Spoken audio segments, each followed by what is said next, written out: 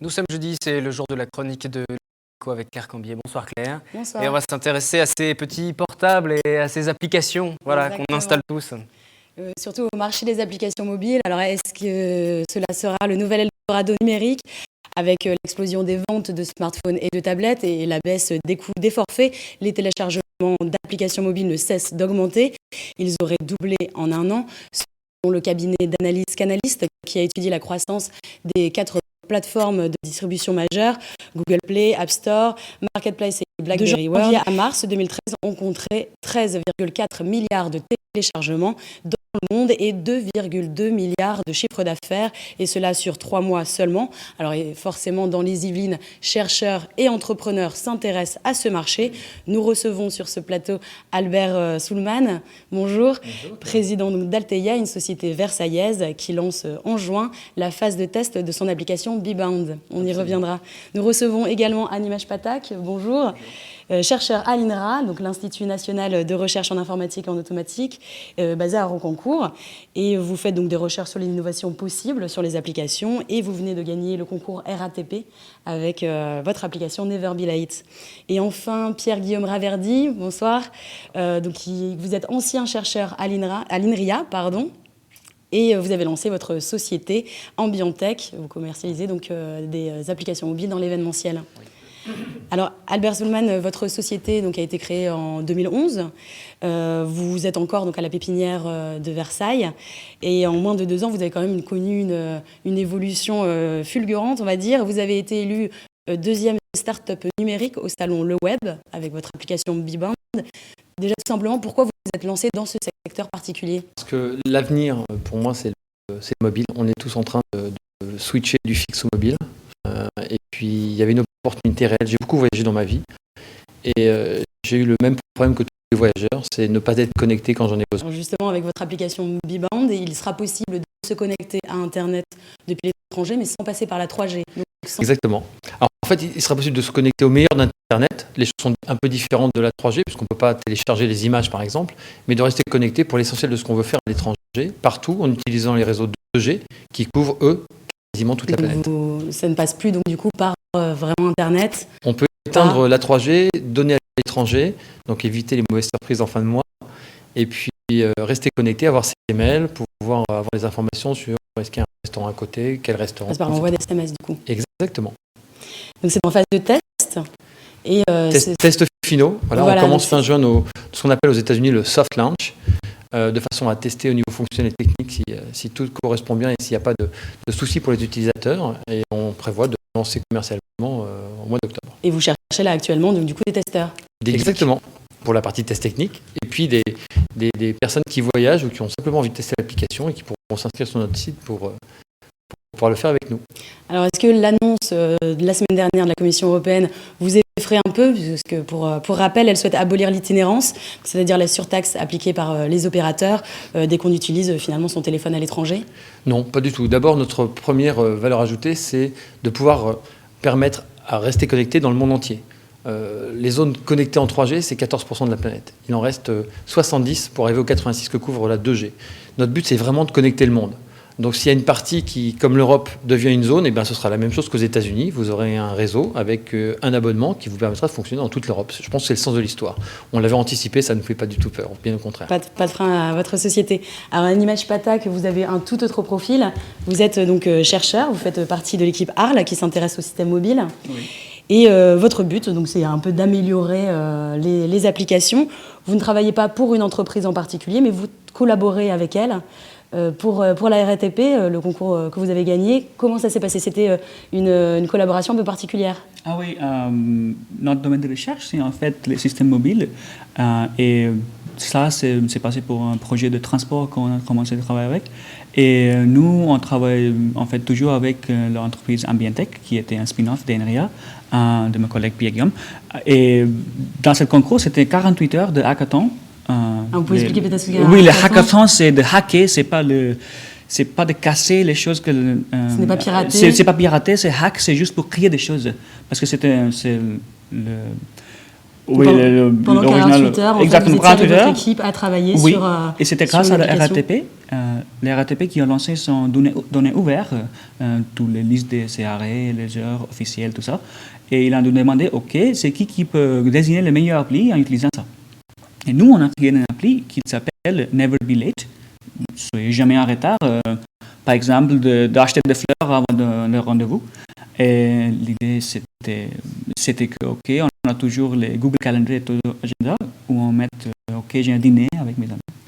Mais moi, je me souviens d'acheter du vin, par exemple, ou du fromage, soit trop tôt ou soit trop tard. Et là, ça permet en fait de rentrer finalement vos courses, etc., avant votre rendez-vous et de savoir quand démarrer, quel trajet prendre. Oui, et comme notre recherche, c'est ça aide beaucoup. Et vous travaillez également sur Versailles, je pense. Oui, on a aussi écrit un petit appli pour les prochains départs de la bus de Versailles, l'appli Next Bus Versailles. Et on a déjà 1 000 gens qui utilisent ça là-bas, et on est heureux. Et on aime bien les open source, et c'est toujours ouvert et tout ça. De savoir quel bus va arriver dans combien de temps. Exactement, le prochain départ. En direct. Alors Pierre-Guillaume Raverdi, vous êtes un ancien chercheur donc, de l'ENRIA, on le disait. Pourquoi être passé du côté de la commercialisation? C'était le tri et la recherche. C'était toujours, et pour moi, j'ai travaillé dans le mobile et je voulais passer, en fait, faire ce transfert de technologie, voir en fait une technologie sur laquelle on a travaillé dans les laboratoires et la voir utilisée.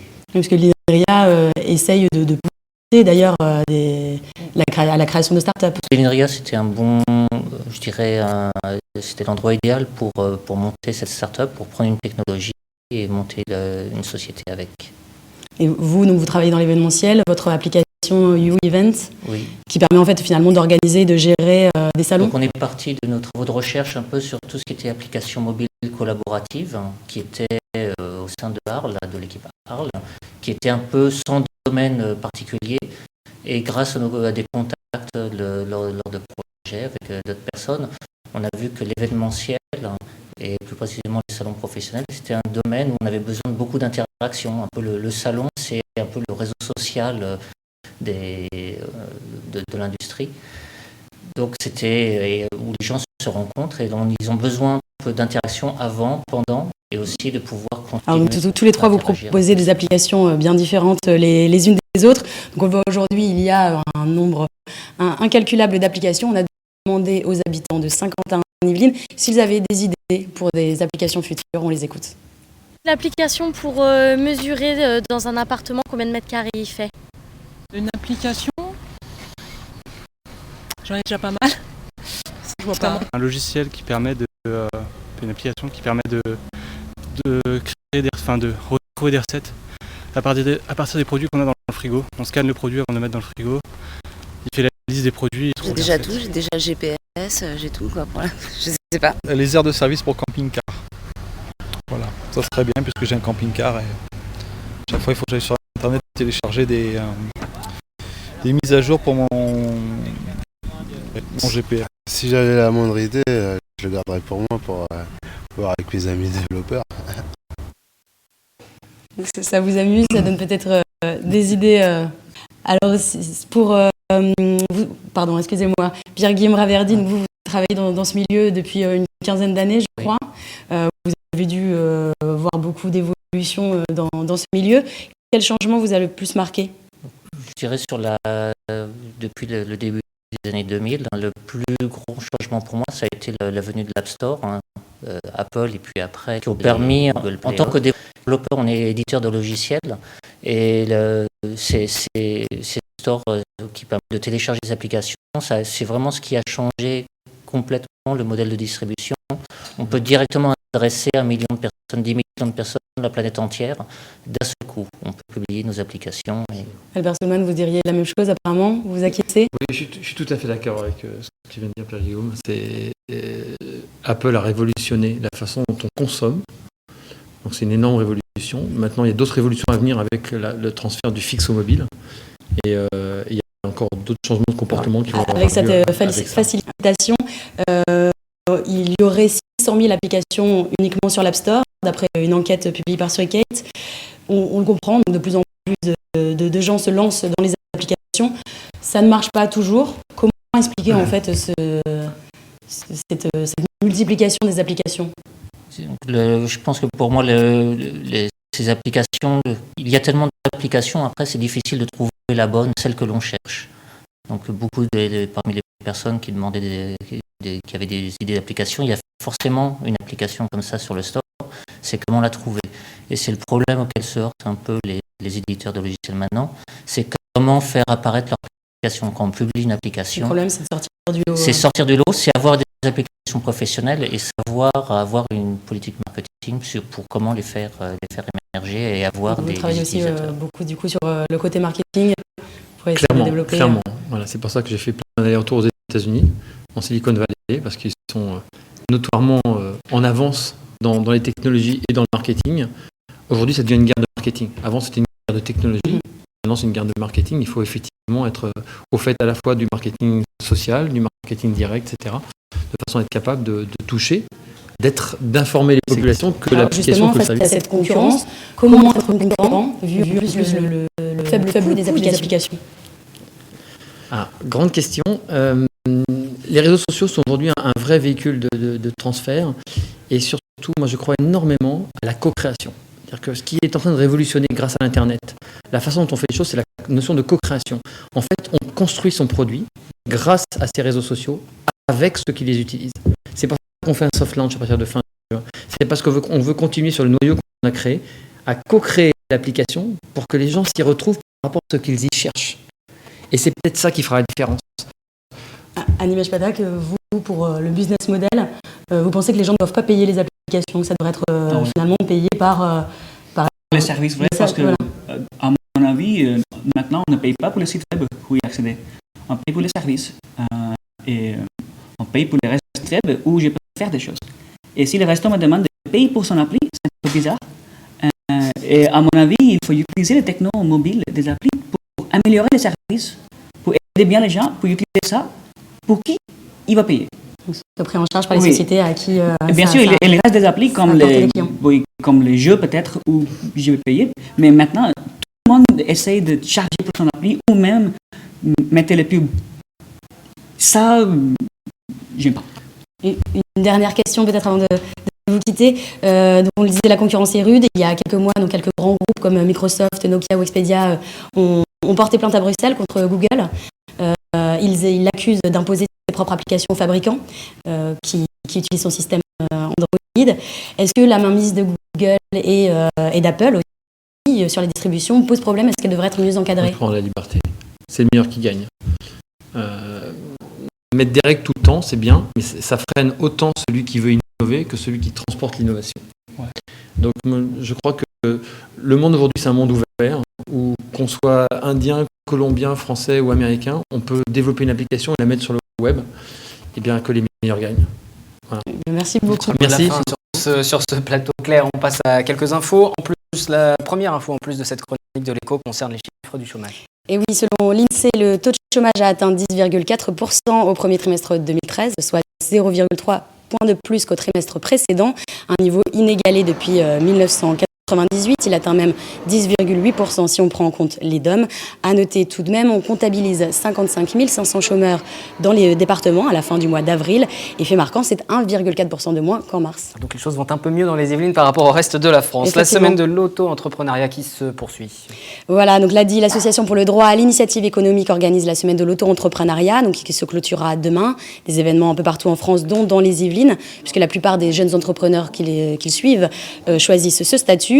Bon ou mauvais timing, c'est aussi aujourd'hui que les Poussins, le mouvement de défense des auto-entrepreneurs, rencontraient la ministre de l'Artisanat, Sylvia Pinel. Ils s'opposent au projet de réforme de l'auto-entrepreneuriat, notamment une limitation dans le temps quand c'est son activité principale. On verra donc très prochainement quelle tournure prendra cette réforme. Et puis une dernière information en plus, elle concerne Roland Garros. Et oui, une info un peu plus joyeuse. Petit clin d'œil à l'essor des entreprises yvelinoises, puisque ACS France, qui est basée à Buc, s'occupe des prises de vue aériennes sur le tournoi. L'entreprise qui emploie 10 personnes est devenue le leader européen dans son domaine. Sur le tournoi, ACS France a fait appel à 35 techniciens qui se relaient pour piloter les caméras installées à 35 mètres du sol.